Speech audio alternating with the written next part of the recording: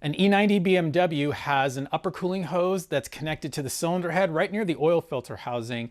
The end of the coolant hose has a plastic flange on it. It's called the Mickey Mouse flange because it looks like Mickey Mouse ears.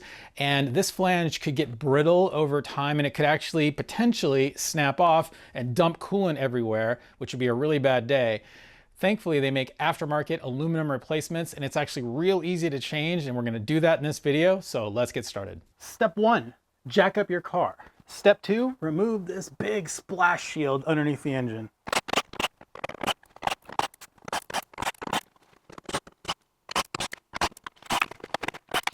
Remove this T25 bolt that's holding the automatic transmission cooler to the engine fan.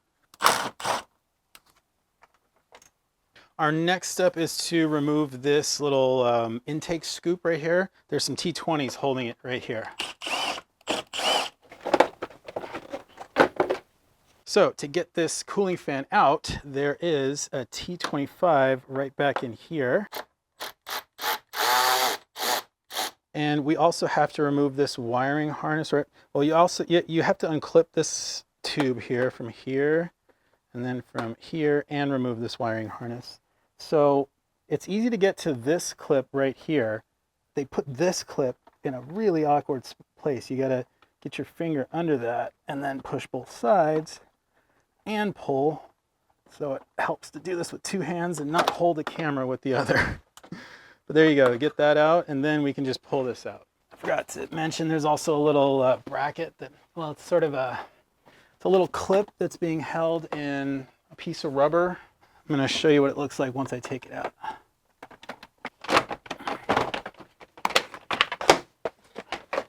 So that was this little piece of rubber right here. There's a little clip that's holding it in there. I just slipped a screwdriver down there and popped the clip out. And this is the thing right here that was clipped into it. Guys, you've actually been watching old footage of me removing the fan from last year on a different job.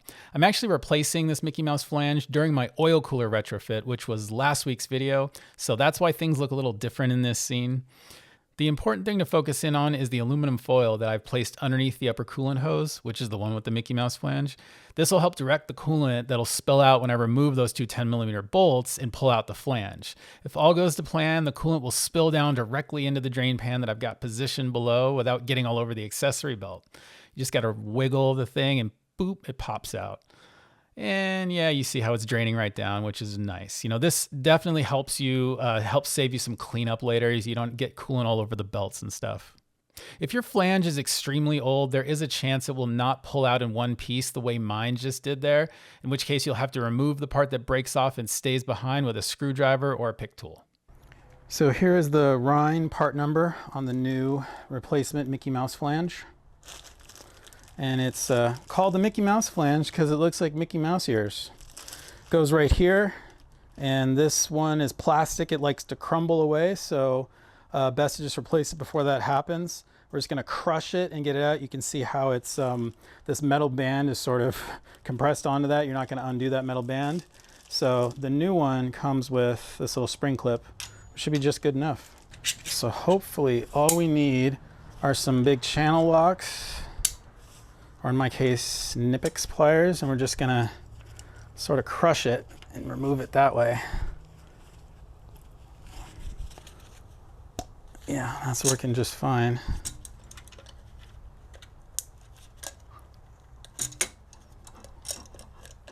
So you see, just like that.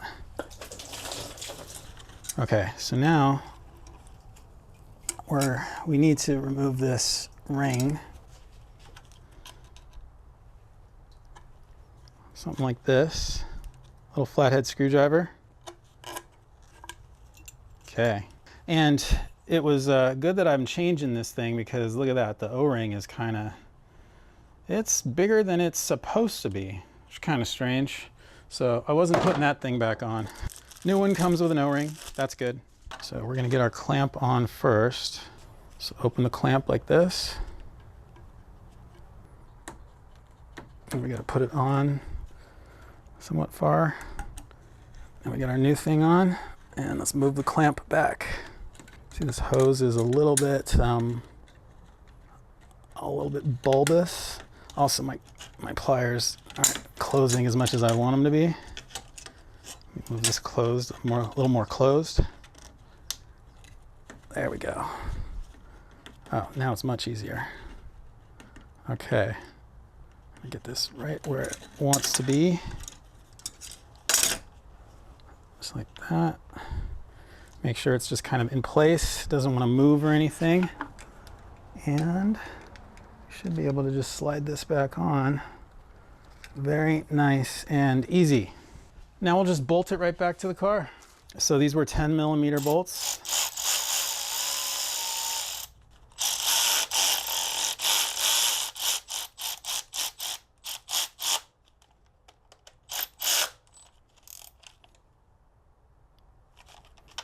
Not too tight. That O-ring's doing its job. You're not smashing it any more than you need to. It's just you're just pinching the aluminum part on at this point. So that's it. It's pretty easy. I did this while the fan was out of here and before I have my new oil cooler lines installed, because I'm in the middle of retrofitting the engine oil cooler to this car. So it was just kind of the most opportune time to do this, but you see how that goes. It's actually real easy to do that. If you do have the oil cooler lines, let's see what those will look like when they're in. So they're going to be right here. So you see they're not really that in your way. You have plenty of access down here to get at them, to get at the thing and do what you need to do. So I don't have any footage of the whole reassembly process, again, because I was in the middle of an oil cooler retrofit, so I don't quite have all of the reinstallation stuff filmed. But I think you get the idea. If you saw it disassembled, you understand how to reassemble it, I think. It's not too bad of a job. The only thing is just jacking up the car and putting on jack stands and then removing, getting the fan out. That's the most difficult part of it. The rest of it, as you saw, is really, really easy. Anyway, if you enjoyed the video, give me a thumbs up, subscribe if you want to see more. I'm the 50s Kid. Thanks a lot for watching.